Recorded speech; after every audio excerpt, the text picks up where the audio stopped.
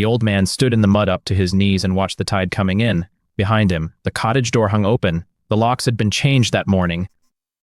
His daughter-in-law had stood on the porch with her arms crossed, wearing a Patagonia jacket that cost more than his first boat, and she had said, "The papers are signed, Oscar. It's done." Pearl had touched his elbow. That was all. Just the touch.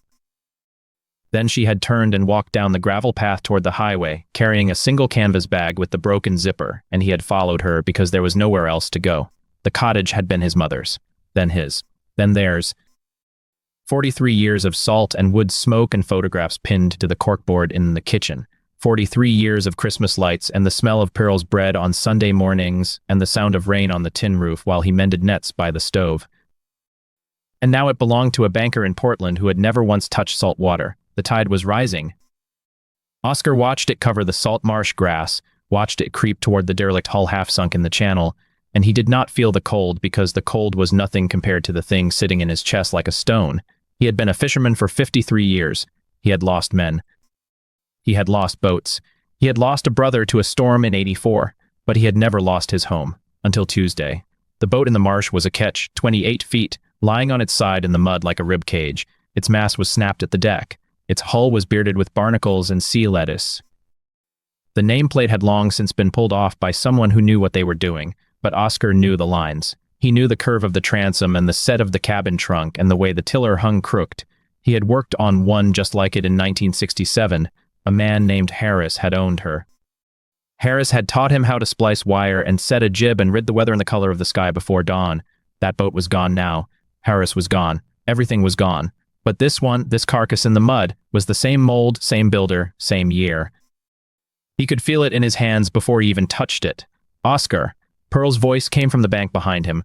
She had walked back from the highway. She was standing at the edge of the road with the canvas bag at her feet, holding a thermos. "I found coffee," she said. "There's a gas station 2 miles east. The man let me fill this for nothing." Oscar did not turn around. "There's a boat," he said. "I see it. It's a ketch." "I know what a ketch is, Oscar." He stood in the mud for another minute, and then he climbed out and took the thermos from her hand, and they sat on the guardrail together, watching the tide lift the dead boat off the mud. "How much money do we have?" he asked. Pearl opened her purse. She counted it out in small bills and change. $180.17. "We have the truck," she said. "The truck is 22 years old. It runs when it wants to." She looked at him the way she had looked at him for 47 years. Not with pity, not with anger, but with a steady, patient certainty that made him feel like a boy again. "Then we'll make it run," she said. That was Pearl. She had been a cannery supervisor for 31 years. She had managed a crew of 60 women during salmon season, had kept the lines running when the machines broke and the ice machines froze and the power went out in the November storms. She had never raised her voice. She had never needed to. She had a way of standing still that made the world move around her.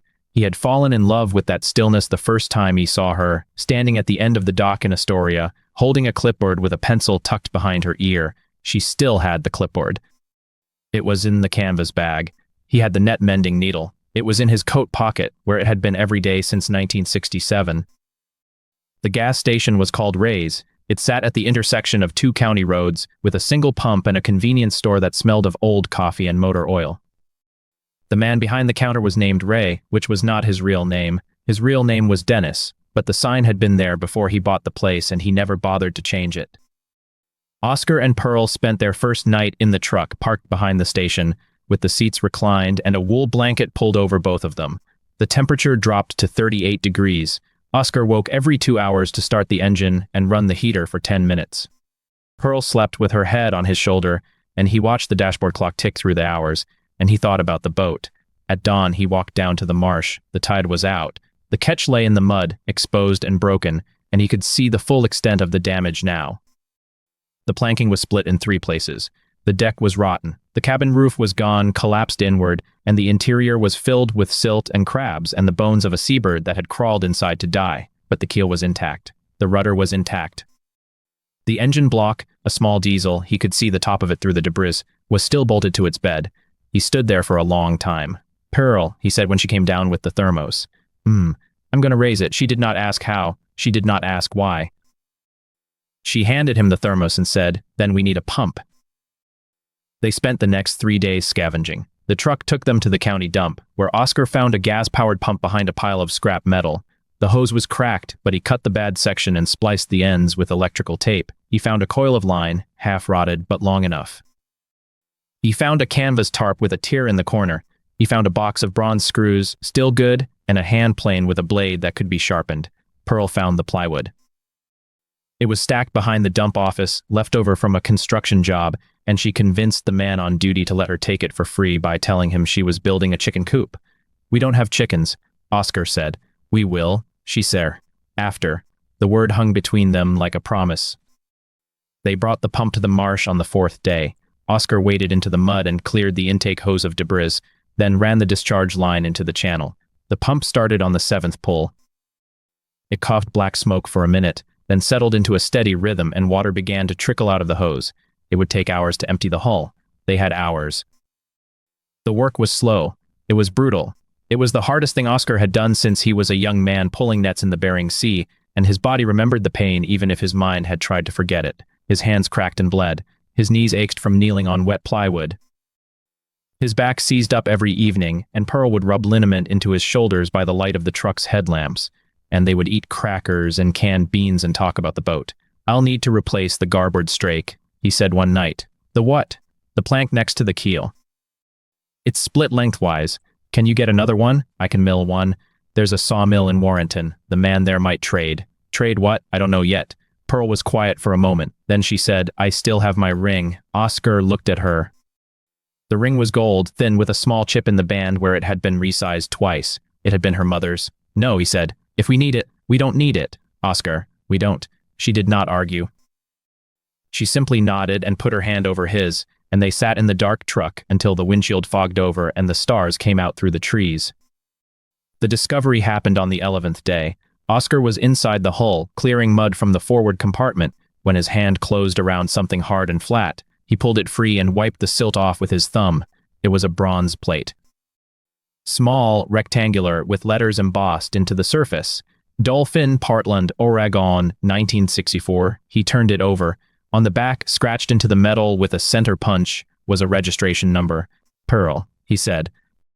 She appeared in the companionway, her face smudged with mud, her hair tied back with a strip of rag. "What is it?" He handed her the plate. She looked at it for a long time, turning it over in her fingers. "Someone pulled the name board," she said. "But they missed this. They mounted it in the bilge," Oscar said. "Under the floorboards. You'd only find it if you were digging out mud." Pearl ran her thumb over the registration number. "This boat has a record," she said. The county clerk's office was in Astoria, 40 miles north. They drove there in the truck, which made the whole trip in second gear because third had stopped working somewhere around the 23-year mark. The clerk was a young woman with glasses on a chain and a nameplate that said, "Margaret." "I need to look up a registration," Oscar said. Margaret frowned. "The registration database isn't public. You need a reason. The boat belongs to me." "The boat or the registration?" "I don't know yet." "That's what I'm trying to find out." Margaret looked at him for a long moment. Then she looked at Pearl, who stood behind him with her canvas bag and her clipboard and her steady, patient stillness. "Wait here," Margaret said. She was gone for 20 minutes. When she came back, she had a folder in her hands. "The Dolphin was registered to a man named Everett B. Holcomb," she said. She said, "Last registered in 1989. The registration expired and was never renewed. Where is Mr. Holcomb now?" "Dead. 1991. I checked the death records." Oscar's heart sank. "So the boat is unclaimed." "Not exactly." Margaret opened the folder and slid a piece of paper across the counter. "Mr. Holcomb had no children, no spouse. His estate went to probate, but the boat wasn't listed as an asset. It was presumed lost." "Lost?" "The record shows it sank in 1988. Mr. Holcomb reported it as a total loss to his insurance company. They paid out, and the boat was written off." Oscar stared at the paper. "The boat didn't sink," he said. "It's sitting in a marsh in Netterts." Margaret blinked. "That's not possible." "It's sitting in a marsh. I've been sleeping in it." She looked at the paper again. Then she looked at Oscar and something in her face changed. "Mr. Holcomb filed the insurance claim in November of 1988, she said slowly. "He reported the boat lost off the coast of Washington. If the boat didn't sink, and it ended up in a marsh 60 miles from where he said it went down, he lied," Pearl said. Margaret nodded. He lied, she said. And if he lied, the insurance payout was fraudulent. And if the payout was fraudulent, the boat was never legally his to claim as a loss. And if the boat was never legally his, it's still sitting in the marsh, Oscar said. And I've been working on it. Margaret looked at him. You need a maritime lawyer, she said. They found one in Cannon Beach. Her name was Rebecca Torres, and she worked out of a small office above a seafood restaurant with a view of the ocean and a stack of files on every surface. She was 42 years old, with gray-streaked hair and a way of listening that made you feel like you were the only person in the world. She took the case. The Salvage Act of 1899, she said, still applies. If you recovered a vessel that was abandoned or lost, and if you made substantial efforts to preserve and restore it, you can claim ownership. But you need to prove 3 things. 1, the vessel was truly abandoned. 2, you acted in good faith. 3, you added value. Added value? You took a wreck and made it a boat again. That's value. Oscar looked at his hands. They were cracked and swollen, the nails broken, the calluses split open. I've been working on it for 11 days, he said. That's a start. You'll need to keep working. And you'll need to document everything, every hour, every dollar, every piece of wood. Pearl opened her canvas bag and took out her clipboard. The paper was water-stained, the metal clip rusted, but the inspection marks were still visible. Her careful, precise handwriting, the dates and times and quality codes she had used for 31 years. I can document, she said. They went back to the marsh. The work continued, but now it had a purpose. Every plank they replaced, every screw they drove, every seam they caulked was evidence. Pearl kept a log on her clipboard, noting the hours, the materials, the weather conditions. Oscar took photographs with a disposable camera he bought at Ray's for $4.99. The boat began to take shape. The hull was sound now, the planking replaced, the seams caulked with cotton and red lead. The deck was patched with plywood, covered with canvas, painted with deck enamel that Oscar bought with the last of their money.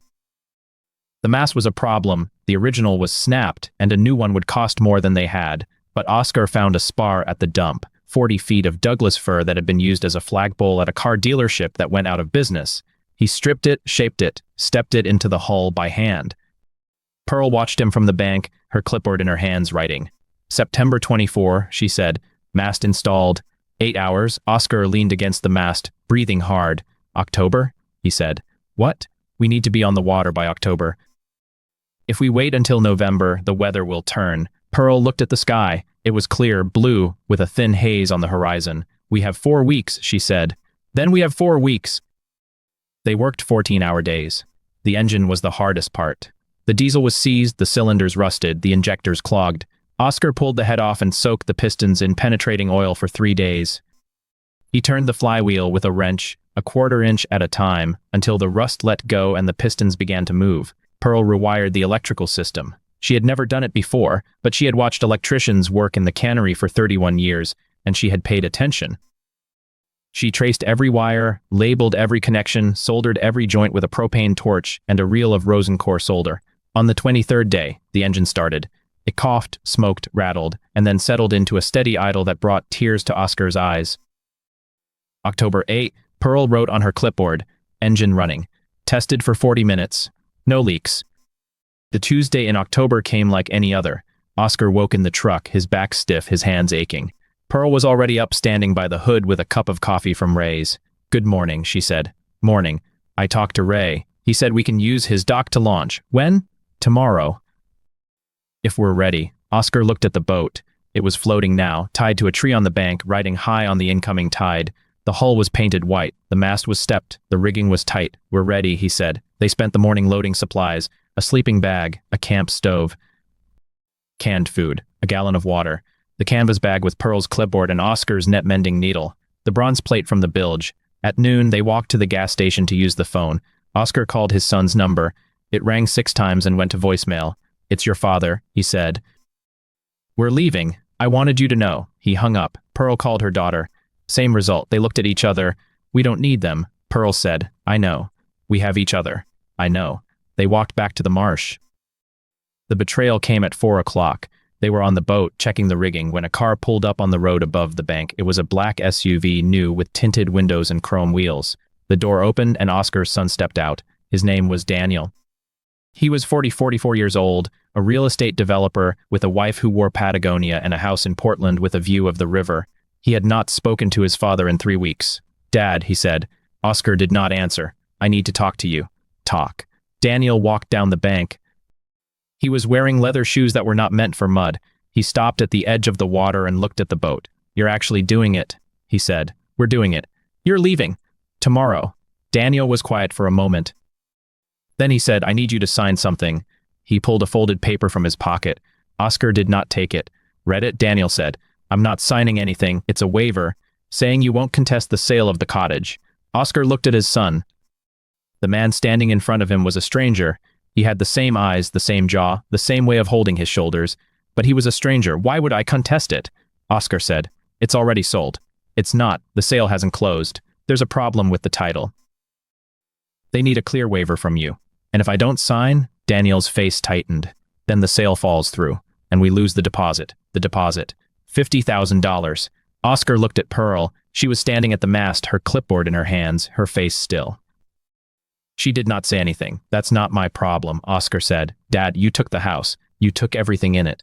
The photographs, the furniture, my mother's china. You put it in storage, and you changed the locks, and you told me I had to leave. I left. I didn't fight you. I didn't argue. I took your mother and I walked down the road with a canvas bag and $180. That's not. It's exactly what happened." Daniel's jaw worked. He looked at the boat, at the cracked hull, the patched deck, the mast that had been a flagpole. "You're going to live on this?" "Yes. It's a wreck. Now it's a boat." Daniel shook his head. "You're being stubborn. I'm being what I've always been. You're being impossible. I'm being a man who lost his home and found something else." Daniel stood there for a long moment. The tide was rising. The wind was picking up. The sky was turning gray. "Sign the paper," he said. "Dad, no." Daniel folded the paper and put it back in his pocket. He looked at Pearl, who had not moved, who had not spoken, who was standing at the mast with her clipboard like a captain on a ship. "Mom," he said. Pearl looked at him. "Goodbye, Daniel." That was all. She turned and went below. Daniel stood on the bank for another minute. Then he walked back to his SUV, and the door slammed, and the engine started, and the tires sprayed gravel as he drove away. Oscar stood on the deck and watched the dust settle. "Pearl," he said. She came back up. "He hates me now." Oscar said. "He's hated you for years." Pearl said, "This doesn't change anything." She handed him a cup of coffee. "We have a boat," she said. "We have each other. Tomorrow we leave." They left at dawn. The tide was high, the wind was light, and the engine thrummed beneath the deck like a heartbeat. Oscar stood at the tiller, his hand on the wood, his eyes on the channel ahead. Pearl sat on the cabin roof, her clipboard in her lap, watching the shore recede. The marsh opened into the bay. The bay opened into the ocean. The sea was gray and calm, rolling with a long, gentle swell. Oscar set the sails, a jib and a main, both patched and stained, but holding wind, and the engine fell silent, and the boat began to move under canvas for the first time in 34 years. Oscar felt something loosen in his chest. He looked at Pearl. She was smiling. Not a big smile, not a dramatic smile. Just the quiet, steady smile she had worn for 47 years. "I love you," he said. "I know," she said. "Steer." They sailed south. The coast passed slowly, a line of green and gray and white. They stayed close inshore, never more than a mile from land, because the boat was old and the rigging was new and Oscar did not trust the weather. The first night, they anchored in a cove. The anchor was a second-hand Danforth that Oscar had bought for $20 at a garage sale. It held. They ate beans from a can, heated on the camp stove. They drank water from a jug. They slept in the cabin, curled together under a sleeping bag, listening to the water lap against the hull. In the morning, Pearl's clipboard was wet with condensation. She wiped it dry and made an entry. October 9, day 1 at sea. Anchored in Alsea Bay. Distance, 12 nautical miles. Wind. Weather, clear. Oscar looked at the entry over her shoulder. "You don't need to document everything," he said. "Yes, I do." "Why?" "Because it matters." She did not explain further, and he did not ask. The days became a rhythm. Wake at dawn. Check the rigging. Start the engine if the wind was dead. Sail if it was not. Eat. Watch the coast. Anchor at dusk. Sleep. They did not see anyone. They did not talk to anyone. They were alone on the water, 2 old people in a patched-up boat, and it was the most free Oscar had felt since he was a young man. The weather held. The wind stayed light. The sea stayed calm. On the 4th day, they rounded Cape Perpetua, and the ocean opened up before them, and Oscar felt the boat lift on a swell and knew that they were no longer running. They were sailing. The winter came slowly. The days shortened. The temperature dropped. The wind shifted to the north, blowing cold air down from Canada, and Oscar began to watch the sky for signs of change. They found a harbor on the south side of a point, sheltered from the wind, with a narrow channel and a muddy bottom that held the anchor well. There was a town nearby, a few houses, a general store, a dock with a fuel pump. Oscar pulled the boat up to the dock and tied off. "We'll winter here," he said. Pearl looked at the town. It was small, quiet, with a church steeple and a water tower and a single street that ran parallel to the shore. "How long?" "Until March, maybe April." She nodded. "Then we need a job." They found work. Oscar at the fish processing plant, 5 miles down the coast, driving there each morning in a rusted pickup he bought for $300 from a man at the general store. Pearl at the diner, washing dishes, making pies, filling coffee cups for the loggers and fishermen who came in at dawn. They paid for diesel. They paid for food. They paid for a new anchor line and a set of foul weather gear and a portable heater that ran on propane. And every evening, they walked down to the dock and climbed into the boat and sat in the cabin with the heater glowing and the rain drumming on the deck and the wind howling through the rigging. "This isn't so bad," Pearl said one night. "It's cold. It's not so bad." Oscar looked at her. She was knitting. She had found a ball of yarn at the general store and a pair of needles, and she was making a scarf. "What are you doing?" he asked. "I'm making a scarf. I can see that." "Why?" "Because we're going to need it." He watched her hands move. She had good hands, steady and sure, the hands of a woman who had worked all her life. "Pearl," he said. Sorry. "For what?" "For this. For the truck. For the boat. For the cold. For sleeping in a truck. For all of it." She looked up from her knitting. "You didn't do this, Oscar." "They did this. But I should have." "Should have what?" "Fought." "You did fight. You fought every day of your life. You fought the sea. You fought the weather. You fought the fish companies that tried to cheat you. You fought for 47 years, and then they took everything anyway." She set down the knitting. "You fought, Oscar. That's what matters." He did not have words. He reached into his coat pocket and touched the net-mending needle. It was smooth and warm from decades of handling, the wood worn to the shape of his hand. "I still have this," he said. "I know. I've had it since 1967. I know. It was Harris's. He gave it to me the day I left his boat." "What did he say?" Oscar closed his eyes. He could still see Harris' face, weathered and lined, with a cigarette tucked behind his ear and a bottle of beer in his hand. He said, "You'll need this. The sea will take everything else, but you'll always need to mend." Pearl picked up her knitting. "He was right," she said. The winter deepened. January was brutal. The temperature dropped to 20 degrees and the harbor froze at the edges, and Oscar spent an hour every morning breaking ice away from the hull so the boat would not be trapped. February was wet. The rain came in sheets day after day, and the cabin leaked in 3 places, and they learned to sleep around the drips. March was gray. The wind never stopped, and the sea was rough. And they stayed in the harbor, waiting. And then, one morning in late March, Oscar woke to silence. The rain had stopped. The wind had died. The sky was clear and pale, and the sun was rising over the hills, and the world was still. He climbed out of the cabin and stood on the deck. The harbor was glass. The reflections of the trees were perfect, inverted, like a second world beneath the surface. The air was cold but soft, and there was a smell in it, a smell he had not noticed in months. "Spring, Pearl," he said. She came up behind him, wrapped in the sleeping bag. "What is it?" "Spring." She looked at the sky. She looked at the water. She looked at the hills, where the first green was showing through the gray. "Good," she said. "We have work to do." The work was the boat. Oscar spent April replacing the standing rigging. The wire was old, stretched, and he'd not trust it for another season. He bought new cable from a marine supply in Newport, spliced the eyes himself, tensioned the turnbuckles by feel. Pearl painted the hull. She scraped the old paint off, sanded the wood, applied primer, and then 2 coats of white. She worked slowly, carefully, the way she had done everything in her life. "She's beautiful," Oscar said when she was done. "She's a boat," Pearl said. "Boats need paint. She's our boat." Pearl looked at the hull. The white was fresh and clean, and the reflection of the morning sun made it glow. "Yes," she said. "She is." They left the harbor on May 1. The engine started on the first pull. The wind was fair from the northwest, and Oscar set the sails and pointed the bow south, and the boat heeled slightly and began to move. They sailed for 3 days. The coast was green now, the hills covered in new growth, the wildflowers blooming along the shore. The days were long and warm.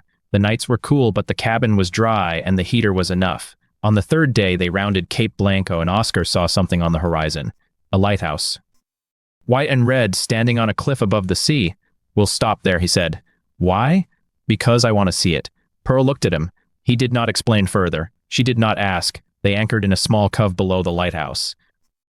The water was clear, and they could see the bottom 20 feet down, covered in kelp and rock. Oscar rowed them ashore in the dinghy. The lighthouse was abandoned. The windows were boarded. The door was padlocked. But the view was immense, the ocean stretching to the horizon, the coast curving away in both directions, the sky wide and endless. They sat on the grass and ate crackers and cheese and watched the sun go down. Oscar, Pearl said, what are we going to do? He did not answer for a long time. I don't know, he said finally. I thought I knew. When we found the boat, I thought it was the answer. But it's not an answer. It's just a boat. It's not just a boat. What is it, then? Pearl was quiet for a moment. It's a place, she said. A place where we can be together. That's all it needs to be. They sailed north. The decision came without discussion. One morning, Oscar simply turned the boat north instead of south, and Pearl did not ask why. She knew. There was nothing left to run from. They had been running for 6 months. Running from the cottage, from the betrayal, from the children who had taken everything and given nothing back. But the running had become something else. It had become a journey. And the journey was not over. The discovery happened on June 3. They were anchored in a small cove near the mouth of the Siuslaw River, waiting for the tide to turn. Oscar was in the forward compartment, checking the bilge pump, when his hand touched something that should not have been there. A package. Wrapped in oilcloth, tied with tarred twine, wedged between the frames in the forward peak. He pulled it out. The oilcloth was old, cracked, the twine brittle. He carried it into the cockpit and set it on the deck. Pearl looked up from her clipboard. What is that? I don't know. I found it in the forward peak. She set down her pen. Open it. He cut the twine with his pocket knife. The oilcloth fell away, revealing a bundle of papers. Yellowed, water-stained, but legible. The first paper was a letter, dated 1988, handwritten in a shaky, deliberate script. To whom it may concern, my name is Everett B. Holcomb.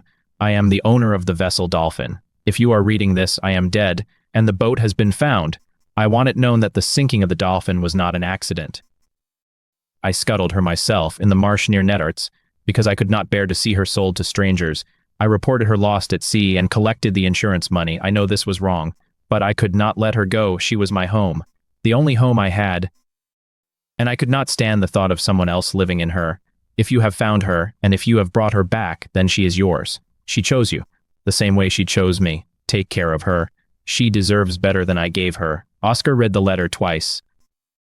Then he handed it to Pearl. She read it in silence. He scuttled her, she said. Yes, on purpose. Yes. So the boat was never lost. It was hidden. Yes. Pearl looked at the letter, then she looked at the boat. He was alone, she said. He didn't have anyone. And he couldn't let go. Oscar nodded. Neither can we. Pearl picked up her clipboard. She turned to a fresh page and wrote, June 3. Discovery of letter from Everett B. Holcomb, original owner. Boat was scuttled intentionally in 1988. We are not salvagers. We are stewards. She looked up at Oscar. Now we know, she said. Now we know.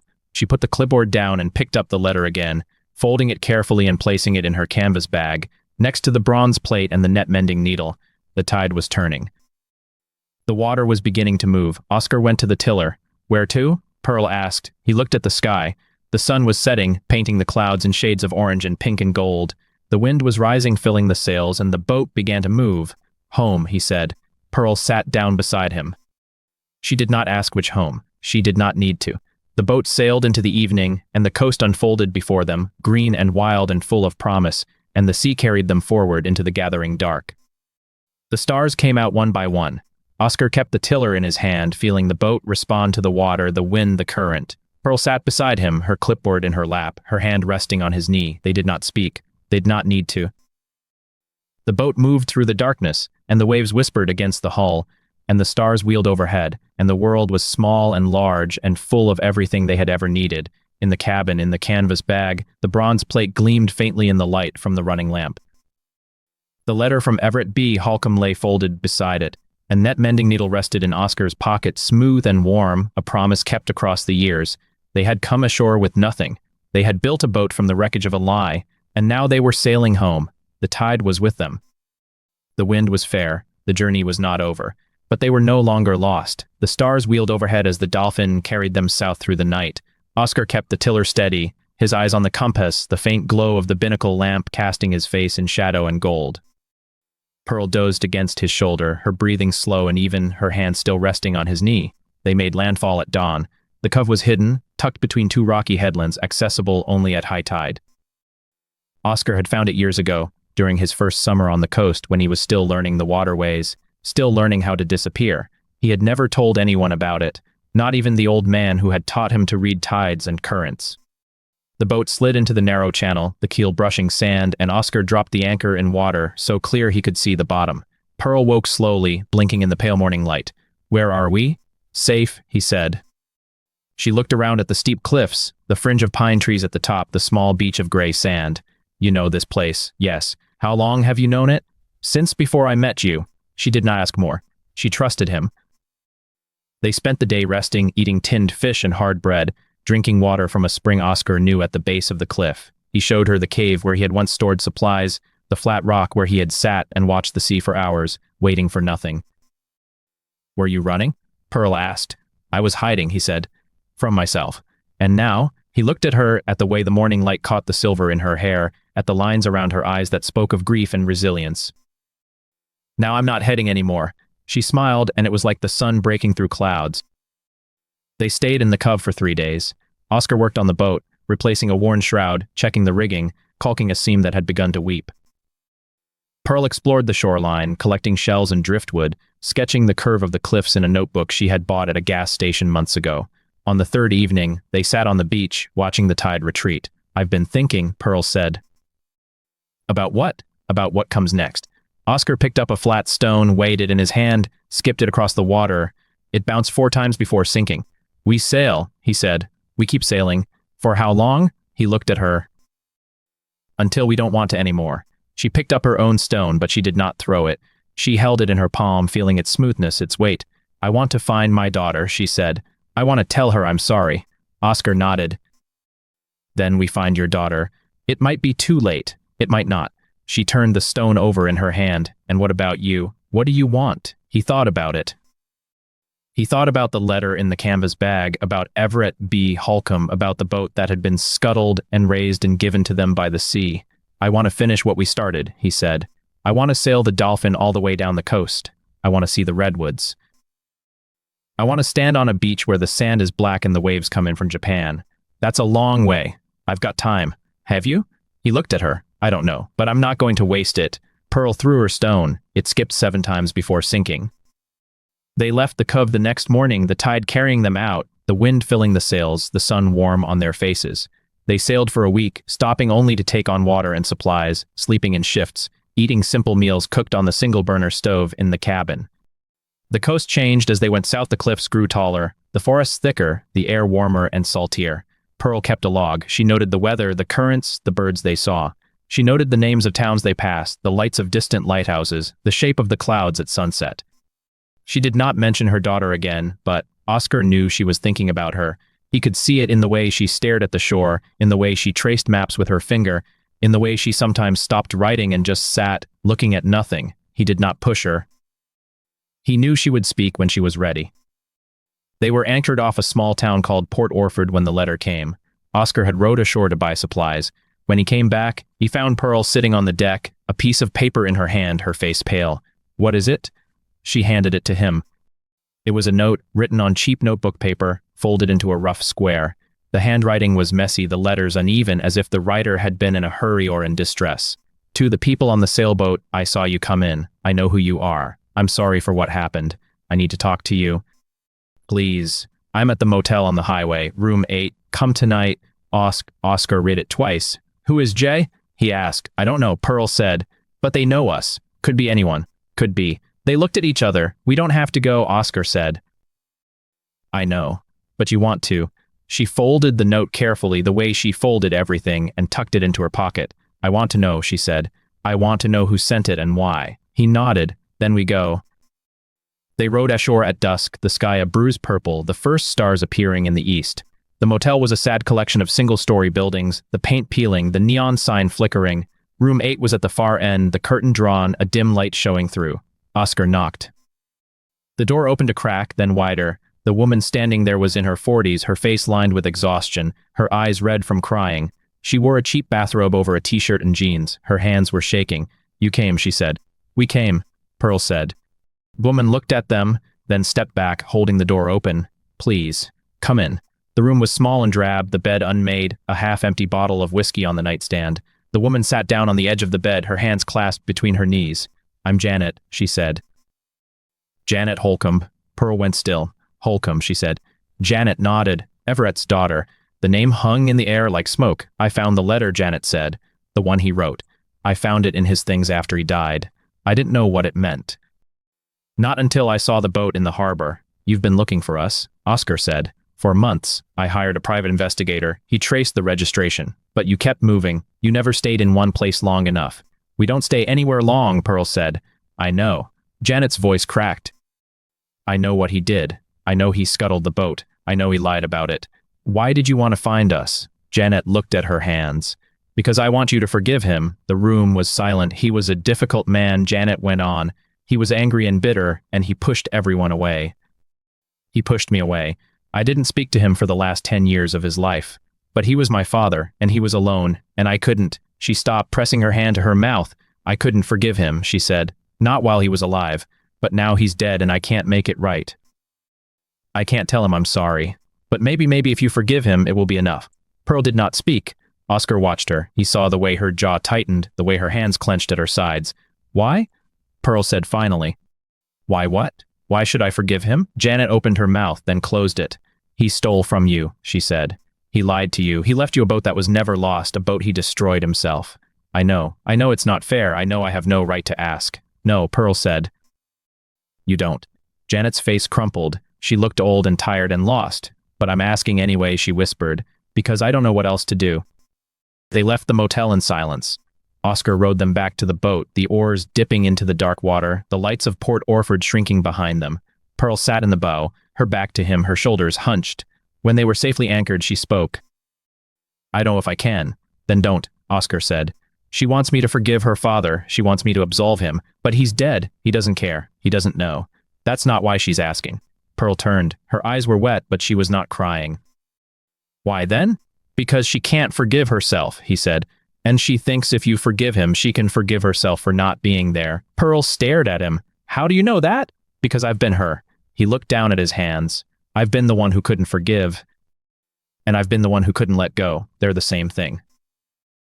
They stayed in Port Orford for a week. Pearl did not go back to the motel. She did not seek out Janet Holcomb. But she thought about her, thought about the letter from Everett, thought about the boat and the bronze plate and the net-mending needle. She thought about her own daughter. She thought about the years she had wasted, the words she had left unsaid, the distance she had allowed to grow between them like a reef, silent and deadly. On the 7th day, she wrote a letter. She did not show it to Oscar. She folded it, sealed it in an envelope, and wrote Janet Holcomb's name on the front. "Can you take it to her?" she asked. Oscar took the envelope without looking at it. "Yes." He rowed ashore. He walked to the motel. He slipped the envelope under the door of room 8. When he came back, Pearl was sitting on the deck, watching the sunset. "Don," he nodded. They sat together in the fading light, and the sea lapped against the hull, and the stars began to come out. They left Port Orford the next morning. The wind was fresh, the sky clear, and the Dolphin made good time, cutting through the water like a knife. Oscar kept the tiller, Pearl sat in the bow, and the coast unfolded before them mile after mile, green and wild and beautiful. They did not speak of Janet Holcomb again, but sometimes, when Pearl thought Oscar was not looking, she touched her pocket, where the letter from Everett B. Holcomb lay folded and worn, a reminder of everything they had survived. 2 weeks later, they found the Redwoods. They anchored in a small cove near the mouth of a river, and they hiked inland through the forest, following a trail that grew narrower and quieter the deeper they went. The trees were enormous. They rose above them like pillars of a cathedral, their bark rough and red, their branches so high that the canopy seemed like a distant ceiling. The air was cool and damp, smelling of moss and moss something ancient. Pearl stopped in the middle of the trail. "I want to stay here," she said. "For how long?" "I don't know. A day. Forever." Oscar looked up at the trees. "Then we stay." They found a clearing near the river and they set up camp. They built a fire, cooked the fish Oscar caught, and slept under the stars, the sound of the water filling the night. On the 3rd day, Pearl found the object. It was lying at the base of a redwood, half buried in the duff, hidden by ferns. She might have missed it, but the sun broke through the canopy at that moment, and the light caught something, a glint of metal, a flash of copper. She knelt and brushed away the leaves. It was a small plaque about the size of her hand, made of bronze. It was tarnished and pitted, the edges worn, but the words were still legible. In memory of Veret B. Holcomb, A.E. Lovet D.C.A. 1927-1998, Pearl stared at it. She did not know how it had come to be here, miles from the coast, under a redwood tree. She did not know if it was a coincidence or something else, a message, a sign, a final piece of a puzzle she had not known she was solving. She picked it up. It was heavy and cool in her hands. She carried it back to camp, and she showed it to Oscar. He looked at it for a long time. He came here, Oscar said. After he scuttled the boat, he came here. How do you know? Because this is where you go when you've given up everything. He touched the plaque gently.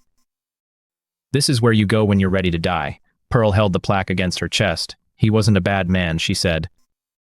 He was a lonely man. Yes, that doesn't excuse what he did. No, but I understand it. She put the plaque in her canvas bag, next to the letter, next to the bronze plate, next to the net-mending needle. They stayed in the Redwoods for a week. On the last day, Pearl wrote another letter. This one was to her daughter. She wrote for hours, filling page after page, her pen moving steadily across the paper. She wrote about the boat and the sea. She wrote about Oscar and the cove and the Redwoods. She wrote about Everett B. Holcomb and his bronze plaque and his lonely death. She wrote about forgiveness. When she was finished, she folded the letter, sealed it in an envelope, and addressed it. To my daughter, Sarah. She did not know if it would reach her. She did not know if Sarah would read it, or if she would throw it away, or if she had moved and the letter would sit in a dead mailbox until someone cleared it out. But she had written it. That was enough. They sailed north again. The summer was ending, the days growing shorter, the wind shifting as the seasons turned. The Dolphin moved through the water like a living thing, responding to every shift of the tiller, every adjustment of the sails. Oscar taught Pearl to read the stars. She taught him to identify birds by their calls. They stopped at small towns and hidden beaches, and they talked to strangers, and they learned the names of things they had never known. They were anchored off a small island near the mouth of the Columbia River when the text came. Pearl's phone, which she rarely used, buzzed in her bag. She pulled it out, expecting a spam call or a wrong number. It was from an unknown number. I got your letter. I'm not ready to reply. But I got it. Sarah Pearl read it 3 times. She did not cry. She did not smile. She sat very still, holding the phone in her hands, watching the words as if they were a miracle. What is it? Oscar asked. She showed him. He read it, and then he looked at her. She got it, he said. She got it. That's something. Yes. She put the phone away. That's something. They sailed on. The days blurred together, one after another, each one different, each one the same. They ate and slept and worked and talked. They argued about small things and laughed about nothing. They watched the sun rise and the sun set, and the sea carried them, and the wind filled their sails, and they were free. October came, and the storms began. They took shelter in a small harbor near a town called Manzanita, tying the boat to a mooring, waiting out the weather. The rain came down in sheets, and the wind howled, and the sea churned white and gray. They stayed in the cabin, huddled together for warmth, reading old books by lantern light. This is it, Pearl said one evening. This is what? The end. Oscar looked at her. The end of what? The journey. He thought about it. It doesn't feel like an end, he said. What does it feel like? He looked around the cabin at the worn wood, the brass fittings, the photographs Pearl had pinned to the bulkhead seascapes and trees, and the faces of strangers they had met along the way. It feels like a beginning. The storm passed. They left the harbor on a morning of perfect clarity, the sky scrubbed clean, the air sharp and cold. The coast was white with snow on the higher peaks, and the sea was a deep, impossible blue. They sailed south again, past Tillamook, past Nedarts, past the places they had been before, past the place where the Dolphin had been found. They anchored in the same cove where they had first seen the boat, months ago, a lifetime ago. The sun was setting, the sky painted in shades of orange and pink and gold, the same colors as that first evening. Oscar and Pearl sat on the deck, their legs dangling over the side, their shoulders touching. What happens now? Pearl asked. Whatever we want. I mean to the boat. Oscar looked at the Dolphin, at the lines he had replaced, the wood he had varnished, the sails he had mended. She's ours, he said.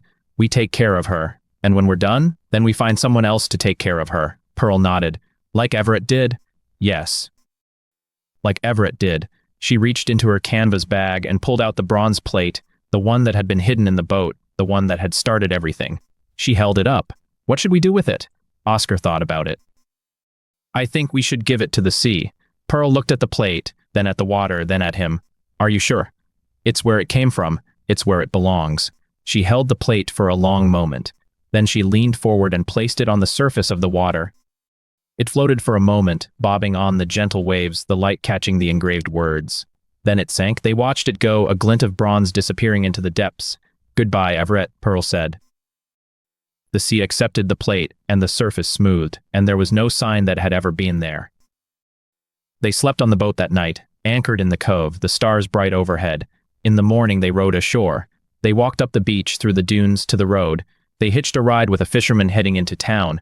They did not look back. The motel was the same one on the edge of town, near the highway. Oscar rented a room. Pearl bought groceries. They did not talk about what came next. They stayed for 3 days. On the third day, a note was slipped under the door. Pearl picked it up. The handwriting was familiar, uneven, messy, the letters pressed hard into the paper. "I'm sorry. I know it's not enough. But I'm sorry." Pearl read it. Then she folded it carefully, the way she folded everything, and tucked it into her pocket. Oscar watched her. "What do you want to do?" he asked. She looked at the note, then at the window, where the morning light was coming through. "I want to go home," she said. "Where is that?" She thought about it. "I don't know yet, but I'll know it when I get there." They left the motel that afternoon. They did not go to the marina. They did not go to the Cove. They walked through the town, past the shops and the cafes and the houses with their gardens and their laundry lines and their ordinary lives. They walked until the town ended, and the road became a trail, and the trail led into the woods. They walked for hours. At the top of a ridge, they stopped. Below them, the ocean stretched to the horizon, blue and endless and full of possibility. Oscar reached into his pocket. He pulled out the net-mending needle, the one that had been hidden in the boat, the one from Everett. He held it in his hand. "It's been with me the whole time," he said. "Are you going to keep it?" He looked at it, at the smooth wood, the worn metal, the years of use. "No," he said. "I'm going to leave it here."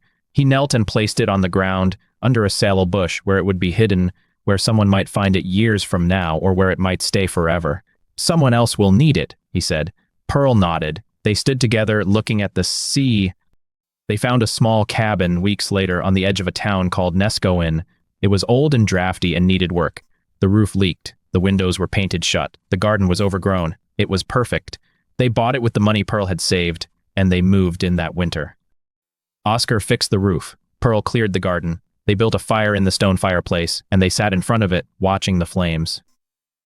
The relic appeared one morning on the doorstep. It was the bronze plate. Pearl did not know how it had come back. She did not know who had placed it there or how they had found her. She picked it up and she carried it inside, and she placed it on the mantelpiece, where it would catch the light from the window. She stood there looking at it, remembering.